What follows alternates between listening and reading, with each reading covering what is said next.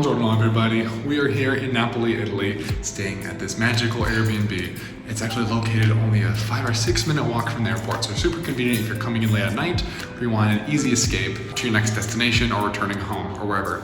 You can easily also take a bus from this area to the main town, only about 15 minutes or so. So let's go check out our unit that you can get for only $12 a person for the entire night. So let's go take a look, guys.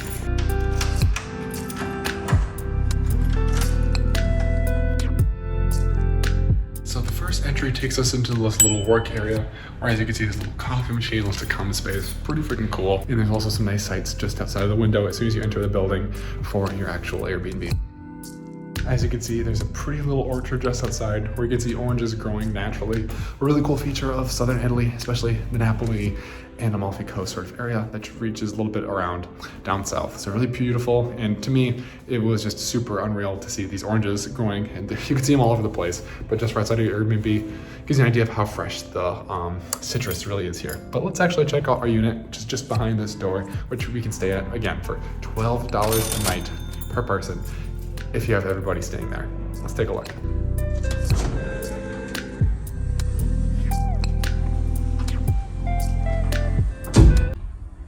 All right, so we have made it into our cozy, awesome flat, which is a 2-story flat here in Napoli with this amazing location, which I just described. And I'm not getting sponsored by these people. This is where I'm just choosing to stay personally. I'm not staying here for the whole month, but I'm staying here the night before I leave. As you can see, it's sponsored by Alessandro. That's gonna be his place. And let's just show you some of the cool stuff that he has to offer here. Honestly, based on the place I was staying for a month, I wish I was staying here instead. Let me tell you why. So first of all, I just love how expansive the place is. It's not massive as far as square foot, but there's 2 levels. We have the first level and little stairs that lead up to the second level, but let me just show you around the first level really quickly. So as you can see, there's plenty of beautiful little touches. For example, there's a painting of the beautiful Bay of Naples, the Lungomare, as you might call it, with Mount Vesuvius in the background, which if you spend a lot of time in Naples, you do the sights, which we did, it's a cool thing to see that painting as we've experienced it firsthand. And there is a sofa, which acts as a sofa couch. You can pull it out and sleep 2 people there easily, with a nice view of the television, which you can use as you please as well. Another cool little amenity here. And on this wall, we have a nice little collection of portraits. One is showing the god of Naples. No, I'm not talking about the Catholic god. We're talking about Diego Maradona, sorry. He is like a deity here. You'll see him all over Naples with portraits and paintings and jerseys being sold, even though he was a professional soccer player decades ago. Still revered here highly.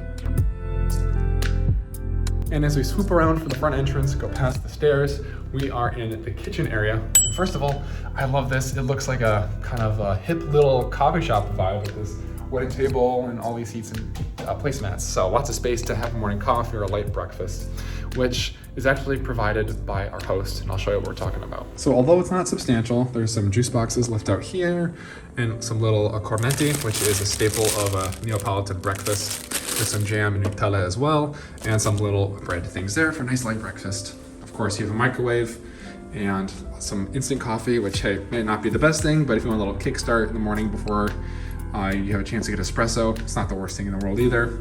And then you have a little tea maker with some little chips and snacks as well. Now, everything in this unit isn't exactly included. There's some extra stuff like a hotel, which is offered. You can have it if you'd like, but you have to pay a little bit extra. Let me show you what I'm talking about. So here is a little price list for the refrigerator contents for the minibar. As you can see, there's different water options, some beer, some soda, and some chips and stuff. Also, there's wine with a variety of different prices. Not too bad, pretty comparable to getting it at a supermarket or a restaurant. So as you can see, we have a bottle of red wine.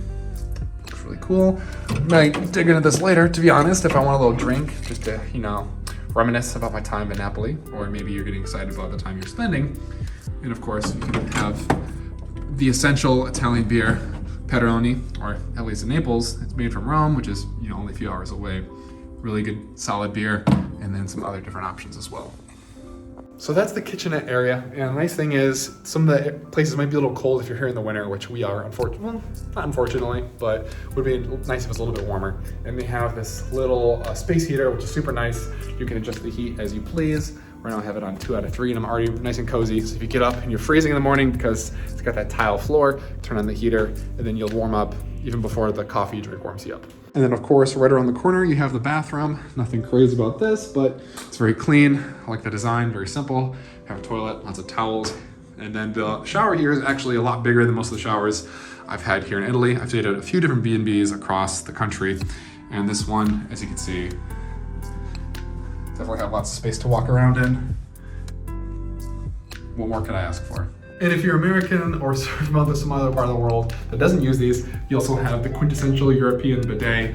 Definitely saves you some toilet paper. It's a fun, unique experience. Maybe it doesn't feel too comfortable if you're not used to that sort of thing, but at least give it a try so you can have, that authentic European experience. And maybe it's something that you'll want to incorporate into your life if you can afford to implement one in your house one day yourself. Another really cool thing downstairs before I get carried away is the host leaves a nice little gift for you that you can take, which is, again, a really strong staple of Neapolitan culture, I guess you'd call it. And this is going to be this little horn, which is a good luck charm. Apparently, it's always bad luck to leave Napoli without getting one.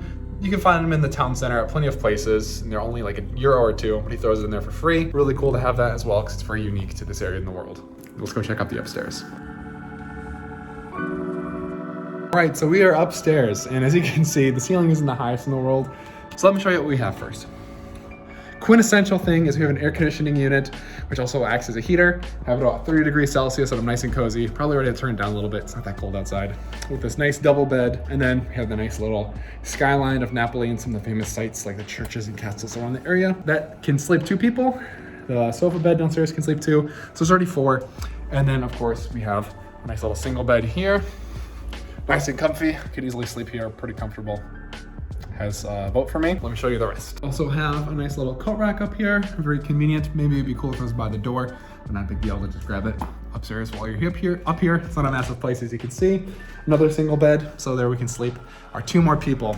So 2 in the double bed, and then 2 in each single bed and 2 in the sofa bed downstairs. But wait, there's more. And what's awesome for me is there's a nice little work desk in the corner up here, with a power outlet just nearby to plug in and get some work done. Of course, it'd be nice if there's some natural lighting with a window, but if you wanted to, you could just work downstairs at the little desk there and get some nice natural light from the window. Anyway, there's multiple places to get work done if you do online work or that's your sort of gig. And again, upstairs we have plenty of nice little personal touches with these beautiful pictures of some famous areas. Again, the Lungomare with the views of Mount Vesuvius. You can see the Castel Nuovo, which is a beautiful place and sight to see in Naples. And then the main area, the Piazza del Plebiscito, which is the main plaza, central area right downtown, where you can branch off to see a lot of really cool things in the area. So very cool to reminisce or get excited about places you're gonna visit in Napoli from our Airbnb here. And of course, there's Wi-Fi included, so internet connection shouldn't be an issue, and the access to the downtown is not a big deal at all. All you need to do is take a bus, and there's a few different options. You can take the Ale bus, which runs right to the airport. It's about $5 one way, not the most cheap option. So anyways, we're kicking open a bottle of wine here on Airbnb, playing some cards. The cool thing is the wine is actually made by the family of the Airbnb owner. So they're trying to pimp their product. I can respect that. It's really cool to have a little bit of a connection to the wine you're getting rather than just picking a random bottle somewhere in a store. What do you think? Would you stay here for $12 a person if you had 5 other buddies? Again, if you're staying by yourself, it'd be about $74. So it really just depends on your situation. If you're staying with another person, it's only 36, and then you do the math, I hope. And yeah, that's all there is to see here at Alessandro's Airbnb. What are your thoughts and interpretations? Personally, I would recommend staying somewhere closer to all the action so you can walk around and sightsee a lot during the day. But if you're on a huge budget and you want somewhere clean with lots of space and amenities, this is a great option as well. Thanks for watching, everybody. Make sure to enjoy your time in Napoli if you come here, and stay tuned for the rest of my travel series of Southern Italy. Thanks for watching, everybody. Peace.